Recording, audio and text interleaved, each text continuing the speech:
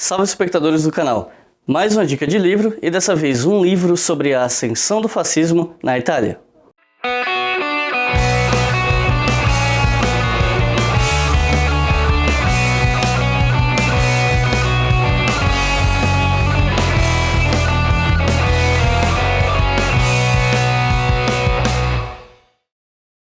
Fascismo é um tema sobre o qual muita gente se interessa nos últimos tempos e é provavelmente um dos temas que eu mais recebo pedidos para fazer vídeo. Por conta disso, resolvi fazer esse vídeo fazendo uma resenha sobre um livro que fala desse tema. Mas, antes de começar a falar do livro, como sempre eu peço para que vocês inscrevam-se no canal, porque eu preciso que esse canal continue crescendo para continuar trabalhando. E assim você vai se manter atualizado dos vídeos que virão daqui para frente. Desde que você, claro, verifique sempre o seu feed ou marque aquele botão de sininho para ser notificado quando sair um vídeo novo. O livro de hoje?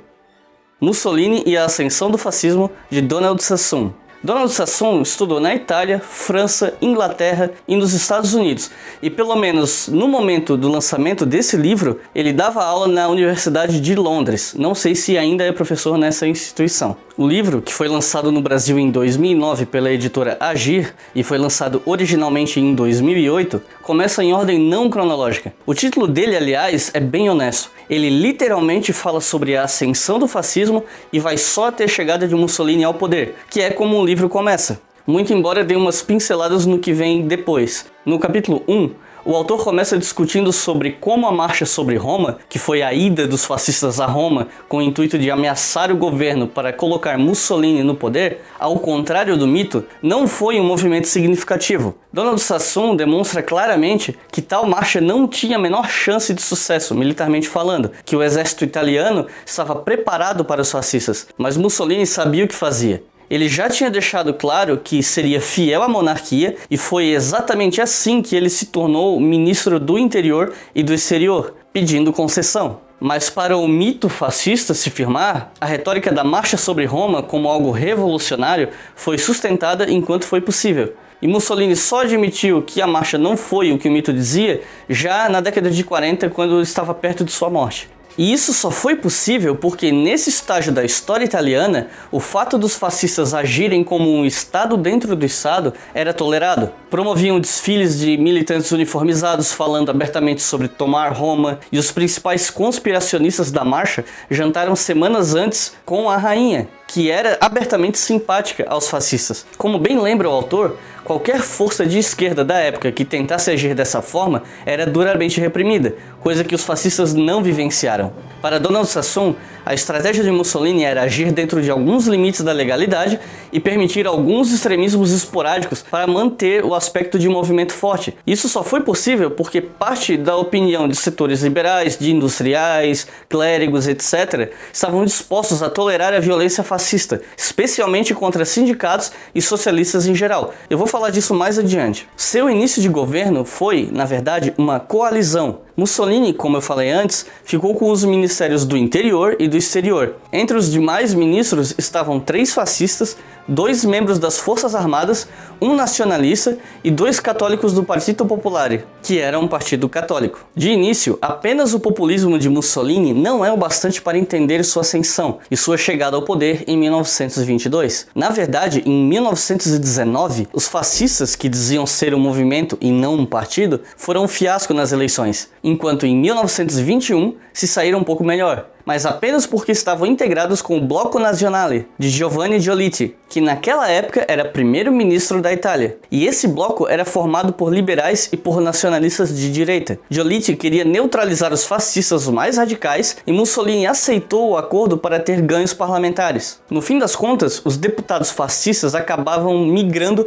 para a extrema-direita, contrariando a vontade de Giovanni Giolitti. Mas ainda assim foram eleitos apenas 35 deputados num pleito que elegia 535. Os liberais italianos, e aí eu falo de liberais de diferentes vertentes, tinham medo dos fascistas, mas tinham ainda mais medo da esquerda e dos sindicatos. As elites liberais ou não, esperavam que Mussolini se contentasse como figura quase decorativa no governo, sendo a grande figura pública, enquanto elas, as elites, continuariam mandando no país nos bastidores do poder, e por isso parte delas foi muito condescendente com ele. No capítulo 2, Sassoon volta um pouco no tempo e começa contando sobre a Itália na Primeira Guerra Mundial. Fala sobre como o início da Grande Guerra foi muito popular entre as populações urbanas masculinas na Europa, nos principais países beligerantes. E essa tese é bastante aceita no meio acadêmico, apesar de algumas discordâncias. Mas o autor, Donald Sassoon, tenta não supervalorizar esse entusiasmo. De qualquer modo, ele demonstra que a própria posição de boa parte da esquerda europeia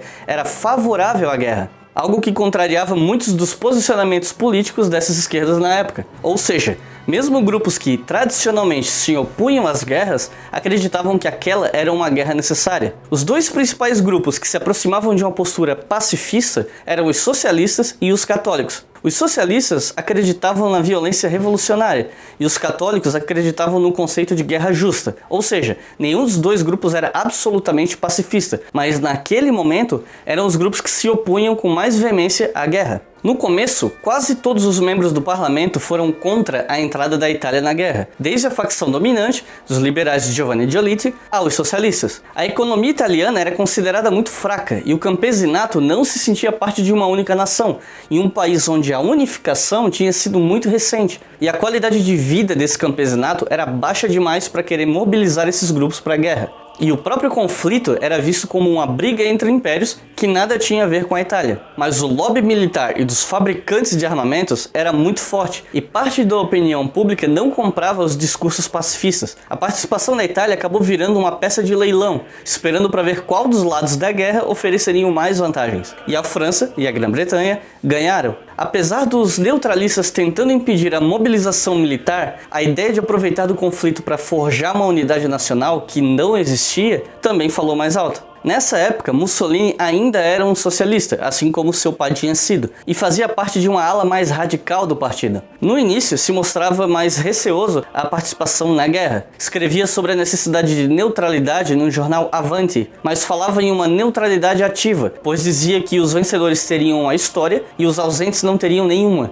Se a Itália se ausentasse da guerra, dizia ele, seria uma terra de covardes e mortos. Após essa declaração, Mussolini foi imediatamente expulso do Partido Socialista Italiano, em 29 de novembro de 1914. E esse rompimento com a esquerda socialista foi aproximando Mussolini aos poucos da direita nacionalista italiana. Os seus escritos posteriores cada vez mais abraçavam a retórica deles, e ele ficou muito popular entre os jovens veteranos por conta de seus artigos inflamados no jornal Il Popolo d'Italia, onde ao mesmo tempo atacava o establishment político e conclamava os cidadãos à guerra, que dizia ser necessária para a modernização italiana. Mas essa transição ideológica, claro, não foi tão rápida. Em 1919, os escritos de Mussolini nesse jornal ainda advogavam pautas tradicionalmente atreladas à esquerda, como voto universal, jornada de trabalho de 8 horas, taxação de grandes fortunas, confisco de bens da igreja, salário mínimo, entre outros. Essa ambiguidade ideológica que Mussolini demonstrava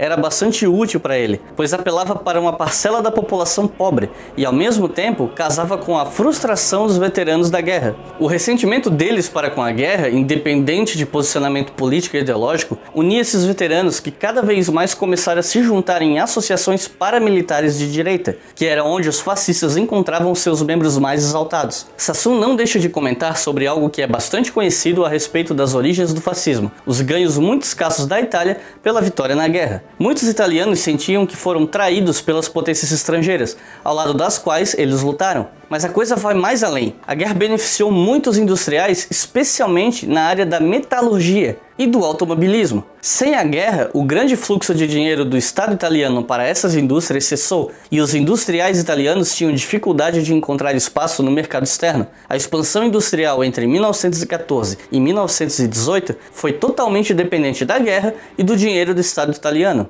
A situação italiana piorou ainda mais quando os Estados Unidos promulgaram leis protecionistas, como a Lei Tarifária de Emergência em 1921 e a Lei Tarifária Ford-Macumber de 1922, além de embargar a imigração italiana. Mais de 80% dos italianos que emigravam iam para os Estados Unidos. O autor fala também da crise parlamentar, que dá o título do capítulo 3. O parlamento tinha pouquíssimo prestígio na Itália, tanto que a entrada do país na guerra foi decidida sem sequer passar por ele. O autor demonstra como a vitória do Partido Socialista em 1919, que se tornou o maior partido da Itália naquele momento, foi determinante para disseminar o medo nas elites italianas, e Mussolini foi ardiloso o suficiente para se beneficiar do medo que se tinha da esquerda naquele momento, enquanto a própria esquerda, para variar, estava bastante fragmentada. Outro efeito da vitória socialista foi a paralisia parlamentar, pois a segunda maior força do parlamento era o Partido Católico, e tanto eles quanto os socialistas não abriam mão de sua rivalidade para tentar formar um governo de união nacional. Os socialistas italianos eram muito anticlericais para se juntar aos católicos e muito anticapitalistas para negociar com os liberais. Outro componente de instabilidade social entre 1919 e 1920 foi o grande número de greves e crescimento de sindicatos e organizações de trabalhadores, que empreenderam várias ocupações de fábrica, por exemplo. E boa parte, tanto da direita quanto da esquerda italiana, achavam que se tratava de uma tentativa de revolução, quando era apenas uma disputa sindical. O medo dos industriais italianos para com a possibilidade de uma revolução, ou mesmo para um enfraquecimento na queda de braço deles com os sindicatos, ajudou os fascistas a cair nas graças de muitos industriais, já que as milícias fascistas, posteriormente, se encarregariam de apelar para a violência física no intuito de impedir greves e ocupações. Mas mesmo antes disso, nessas ocupações em massa que eu citei, a esquerda saiu muito enfraquecida. O capítulo 4 demonstra a real ascensão do fascismo a partir de 1920, quando ainda era um movimento em crescimento, mas de pouca expressividade. Esse capítulo fala sobre a violência cometida pelos fascistas contra sindicalistas, grevistas, jornais, opositores em geral e da desconfiança da maior parte da esquerda italiana, mas de parte da opinião liberal também, sobre as atitudes dos fascistas a despeito de parte dos liberais verem o fascismo como um mal necessário. Especialmente os de classes fundiárias que se sentiram ressentidos com o aumento de impostos sobre propriedade, aumento de salários, diminuição de jornadas de trabalho que os socialistas estavam empreendendo. A violência fascista não poupava nem o eleitorado, e em alguns lugares conseguiu inclusive acabar com a base eleitoral socialista que tinha medo dos fascistas. A polícia, quando aparecia, propositalmente chegava tarde demais para prender qualquer fascista, movimento com o qual simpatizava pela repulsa incomum que sentiam dos socialistas. O capítulo aponta vários exemplos específicos de violência contra as esquerdas italianas, como quando abriram fogo contra um grupo reunido para comemorar a vitória eleitoral dos socialistas no Palazzo da Curzio, em Bolonha, em 21 de novembro de 1920. Ou sobre a destruição das 119 câmaras do trabalho, 59 Casa del Popolo, que eram círculos culturais socialistas, 107 cooperativas, 83 escritórios das Ligas da Terra, que era uma associação de trabalhadores agrícolas, gráficas socialistas, bibliotecas públicas, entre outros, tudo só no primeiro semestre de 1921. Foi somente pouco mais de um ano antes da Marcha sobre Roma que Mussolini acabou tomando a dianteira do movimento fascista, percebendo que era hora de sacar um trunfo, a moderação.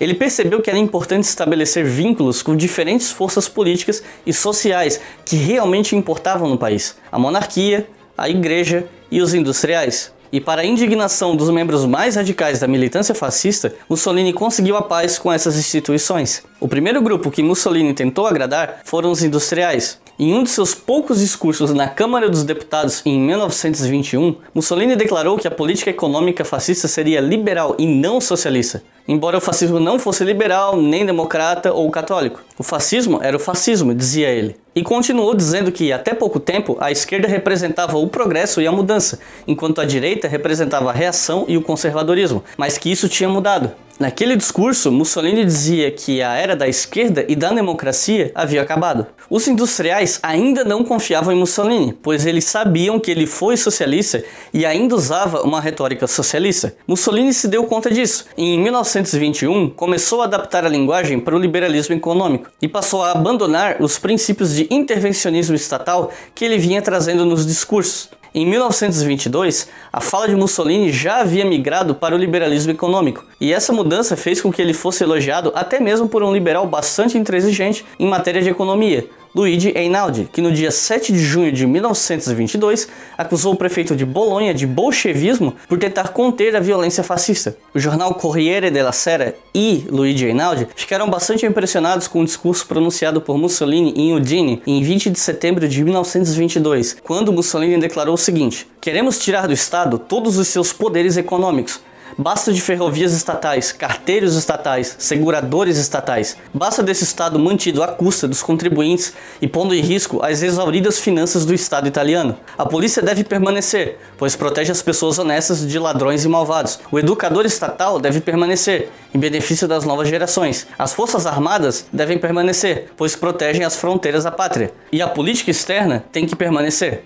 Mas essa não era uma posição inteiramente nova de Mussolini. No dia 6 de abril de 1920, em um artigo publicado no Il Popolo d'Italia, Mussolini afirmou, ainda que não tenha recebido atenção na época, o seguinte: "Também sou contrário ao novo horário legal, porque ele representa mais uma forma de intervenção e coerção do Estado.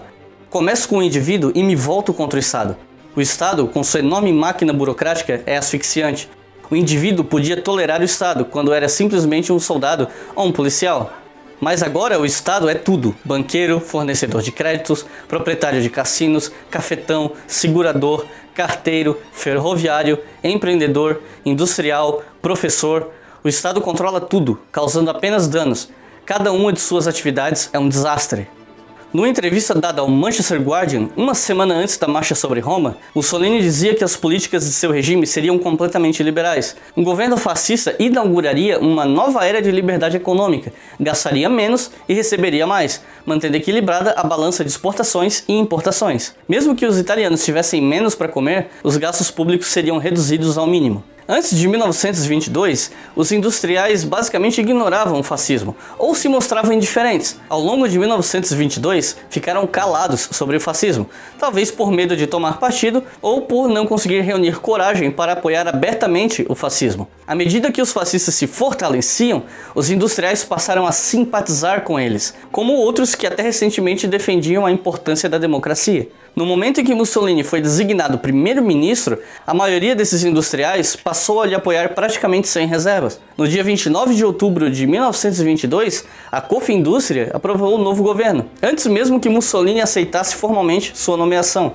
Depois da nomeação de Mussolini como primeiro-ministro, os industriais sentiram-se ainda mais recompensados com a designação de Alberto De Stefani, que era um liberal bastante intransigente, como ministro das Finanças. De Stefani reduziu impostos, aboliu isenções fiscais que beneficiavam contribuintes de baixa renda, facilitou as transações com ações e evasão fiscal, voltando a permitir o anonimato, que o ex-primeiro-ministro Giolitti tinha abolido, eliminou a regulamentação dos aluguéis, privatizou seguros de vida, transferiu a gestão do sistema de telefonia para o setor privado, e o crescimento salarial foi contido durante os 20 anos de governo fascista. Contribuiu muito para o sucesso inicial do governo de Mussolini que ele tenha chegado ao poder no fim da crise econômica do pós-guerra, em um momento de crescimento econômico em vários países, incluindo a Itália. Essa foi a conciliação de Mussolini com os industriais. A conciliação com os católicos aconteceu por conta da existência de uma ala mais à esquerda entre eles, que buscavam um catolicismo social que competisse com o socialismo inspirado na encíclica Rerum Novarum, de 1891. Eles foram fortes opositores à violência dos fascistas nas regiões rurais, e por conta disso, tiveram seus escritórios atacados pelos fascistas. A morte de Bento XV e a eleição de Pio XI,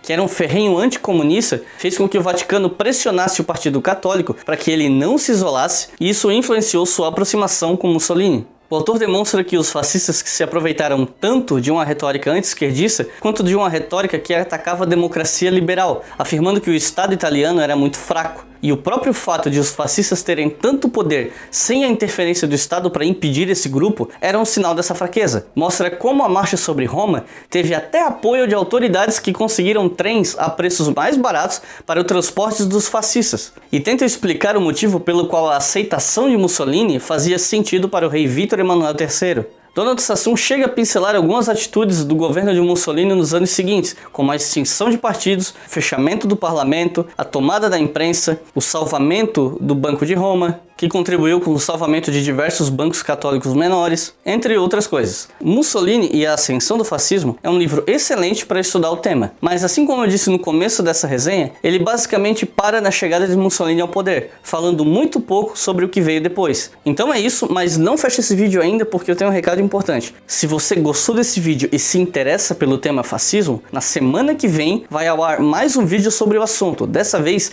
definindo o conceito de fascismo. Então, para não perder o vídeo da semana que vem, inscreva-se no canal. Eu preciso da sua inscrição para continuar fazendo esse trabalho e você não vai perder nenhum vídeo que sai aqui, porque além dos vídeos semanais e quinzenais, sempre pode aparecer um vídeo extra no meio da semana. Então, se você estiver inscrito e olhar o seu feed com frequência ou marcar o botão de sininho, você não perde esses vídeos. Então é isso, muito obrigado e até a próxima.